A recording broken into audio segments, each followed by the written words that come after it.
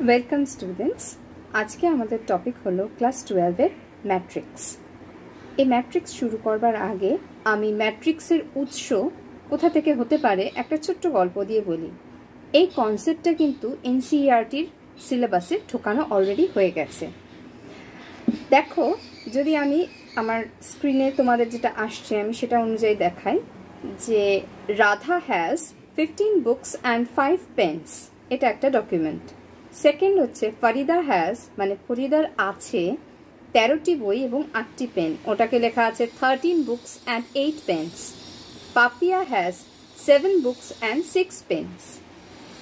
এই যে ডকুমেন্টটা আমরা পেলাম, এই ডকুমেন্টটাকে যদি আমি একটা অ্যারেতে সাজাই, মানে পরপর সাজাই, তাহলে কেরম দেখতে লাগবে সেটা দেখো। 15, 5, 13, 8, 7, 6। নাও এটাকে যদি আমি ফার্স্ট ব্র্যাকেট বা সেকেন্ড ব্র্যাকেটের মধ্যে লিখে দিই, so this is the matrix representation of the information. তাহলে যে তথ্যটি আমার কাছে আছে তার ম্যাট্রিক্সের রিপ্রেজেন্টেশনটা দেখানো হলো। একটা ম্যাট্রিক্স যেটা দেখানো হয়েছে সেটা 3x2 ম্যাট্রিক্স বলা হচ্ছে। So what is 3x2 matrix? এখানে যে 3টা দেখতে পাচ্ছ এটা হলো রো সংখ্যা। কতগুলো রো আছে এই ম্যাট্রিক্সটায়? এটা হলো first row, this one is 13 আর 8 হচ্ছে সেকেন্ড রো, আর এটা হলো থার্ড রো। সিমিলারলি কলম যদি তুমি দেখো, এইটাকে কলম বলা হচ্ছে, যে লম্বা যেটা রয়েছে সেটা কলম, আর এই যে শোয়া হরাইজন্টাল যেটা সেটা হচ্ছে রো। 1, 2, 3 রো, আর কলম হচ্ছে 1 আর 2 কলম রয়েছে। তো কলমগুলো যদি আমি মার্ক করি, এটা হচ্ছে ফার্স্ট কলম অফ দ্য ম্যাট্রিক্স, আর এটা হচ্ছে সেকেন্ড কলম অফ দ্য ম্যাট্রিক্স। এটা ফার্স্ট কলম, এটা সেকেন্ড কলম। তাহলে আমার এই ম্যাট্রিক্সের রো এর সংখ্যাটা সামনে লেখা হয়, কলমের সংখ্যাটা পেছনে লেখা হয়। এইভাবে বলা হয় order of the matrix. Order of the matrix এইভাবে ডিসাইড করা হয়। 3x2 হচ্ছে অর্ডার অফ দ্য ম্যাট্রিক্স। এবার দেখে নেব আমরা একটা in general m cross n ম্যাট্রিক্সকে কিভাবে লেখা হয়, যেখানে m হলো রো এর সংখ্যা আর n হলো কলামের সংখ্যা। ইন জেনারেল ম্যাট্রিক্সের এই ফরম্যাটটা যেটা তোমাদের দেখানো হলো, এই ম্যাট্রিক্সের ফরম্যাটের প্রত্যেকটা এলিমেন্টকে পজিশন অনুযায়ী বলা হয়েছে, আগেও বলেছি, এখন দেখাচ্ছি। দেখো, A11, what does this 11 represent? A11, 1 প্রথমটা সবসময় মনে রাখবে, নাম্বারের প্রথমটা কিন্তু রো আর দ্বিতীয়টা কিন্তু কলম বোঝাচ্ছে।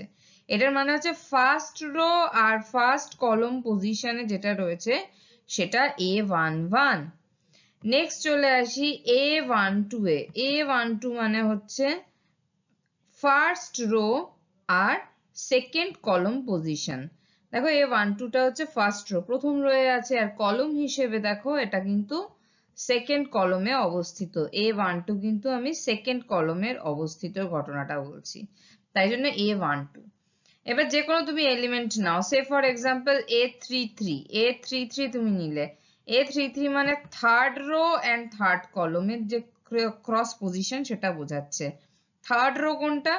থার্ড রো হচ্ছে, এটা হচ্ছে first row, second rho, third rho, এটা থার্ড রো। আর থার্ড কলাম কোনটা? এটা ফার্স্ট কলাম, সেকেন্ড কলাম, এটা থার্ড কলাম। থার্ড রো আর থার্ড কলামের যে পয়েন্ট অফ ইন্টারসেকশনের যে পয়েন্টটাকে নিচ্ছি সেটা হচ্ছে A33। অনেকটা তোমরা ম্যাপ পয়েন্টিং এর সময় ভূগোলে এই ব্যাপারটা করে থাকো, গ্রিড ব্যাপারটা। এখানে দেখো ফার্স্ট কলম আর সেকেন্ড রো দিয়ে দেখিয়েছে। দেখো গ্রিন রঙের শেড আর ব্লু রঙের শেডটা যেখানে ইন্টারসেক্ট করেছে সেই পয়েন্টটা হচ্ছে A21। A21টাকে, A21 যে সংখ্যাটা রয়েছে বা যে পদটা রয়েছে সেই পদটা হচ্ছে সেকেন্ড রোয়ে থাকবে আর ফার্স্ট কলমে থাকবে, সেটাই এখানে দেখানো হয়েছে। ফার্স্ট কলমে দেখো রয়েছে A21, আবার সেকেন্ড রোতেও রয়েছে A21। তাহলে A21 এর পজিশনটা ওই জন্যই লেখা হয়েছে 21। 21 মানে হচ্ছে 2 ফর রো মানে সেকেন্ড রো, আর first for column, first column and second position.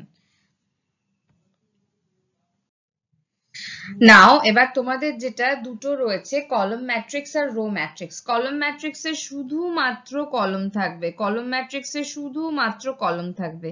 এই কলাম ম্যাট্রিক্সের মেম্বারস গুলো কি 1 0 3 2, এর মধ্যে শুধুই একটা কলাম রয়েছে। তো এই কলাম ম্যাট্রিক্সকে আমি যদি অর্ডার অফ দিস ম্যাট্রিক্স লিখতে চাই তাহলে অর্ডারটা কি হবে, রো ওয়াইজ। এটার কটা রো আছে দেখো, rho wise it has 4 rows, first row, second row, third row, fourth row, but column wise it is a single column matrix। তাহলে এটার অর্ডার লিখতে পারি আমি 4 cross 1, এটা হচ্ছে order of this column matrix. আর রো ম্যাট্রিক্স এর ক্ষেত্রে দেখো, রো ম্যাট্রিক্স এর ক্ষেত্রে দেখো সিঙ্গেল একটাই রো থাকবে, সিঙ্গেল একটাই রো থাকবে, বাট অনেকগুলো কলাম থাকবে। যেমন 1 is belongs to first column, 2 belongs to second column, 3 belongs to third column and 4 belongs to fourth column। তাহলে এখানে কলাম হচ্ছে 4টে কিন্তু রো একটা, তাই জন্য order of this matrix is, যেহেতু রো সামনে লেখে 1 cross 4, 1 cross 4, এটা হলো কলাম ম্যাট্রিক্স আর রো ম্যাট্রিক্স। আচ্ছা, এই যে বক্সের মধ্যে যে ম্যাট্রিক্সটা দেখছো এটাকে বলা হচ্ছে স্কোয়ার ম্যাট্রিক্স। স্কোয়ার ম্যাট্রিক্সকে বাংলায় বলে বর্গ ম্যাট্রিক্স। এই বর্গ ম্যাট্রিক্স মানে হচ্ছে এর আকারটা বর্গের মতো, যেমন দৈর্ঘ্য তেমন প্রস্থ।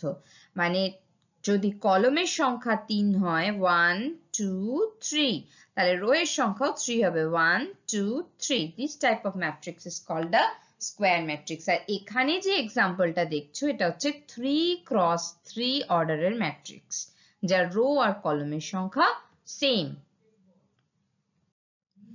এই দেখো এটা হলো ডায়াগোনাল ম্যাট্রিক্স। যখন কোনো ম্যাট্রিক্স স্কোয়ার ম্যাট্রিক্স হবে, এর আগে যেটা দেখেছো মানে এটা যে 3 ক্রস 3 ম্যাট্রিক্স, অবভিয়াসলি একটা স্কোয়ার ম্যাট্রিক্সের যদি কেবলমাত্র ডায়াগোনাল এলিমেন্টসই থাকে তাহলে এটাকে ডায়াগোনাল ম্যাট্রিক্স বলবে। দেখো বাকি এলিমেন্ট গুলো কিন্তু সব শূন্য হয়ে যাবে, শুধু আড়াআড়ি এলিমেন্ট থাকবে। ডায়াগোনালি এলিমেন্ট থাকা মানেই এটাকে বলা হচ্ছে ডায়াগোনাল ম্যাট্রিক্স। আমি ডায়াগোনাল এলিমেন্টস গুলোকে মার্ক করি, এই যে ডায়াগোনাল এলিমেন্টসটা রয়েছে তাই জন্য এটাকে বলা হচ্ছে ডায়াগোনাল ম্যাট্রিক্স। বাকি সমস্ত এলিমেন্ট জিরো। কিন্তু মনে রাখতে হবে একমাত্র স্কোয়ার ম্যাট্রিক্সেরই কিন্তু ডায়াগোনাল ম্যাট্রিক্স বানানো যেতে পারে। এটা কিন্তু খুব গুরুত্বপূর্ণ ম্যাট্রিক্স, এর নাম হলো আইডেন্টিটি ম্যাট্রিক্স বা একক ম্যাট্রিক্স। একের কাজ কি, কোনো কিছুর সাথে এক গুণ হলে সেই সংখ্যাটাই পড়ে থাকে, ঠিক সেই রকমই আইডেন্টিটি ম্যাট্রিক্সও তাই। যে কোনো অন্য ম্যাট্রিক্সের সাথে আইডেন্টিটি ম্যাট্রিক্সের গুণ হলে সেটাই পড়ে থাকে। যেমন আইডেন্টিটি ম্যাট্রিক্সের চিহ্ন হলো আই।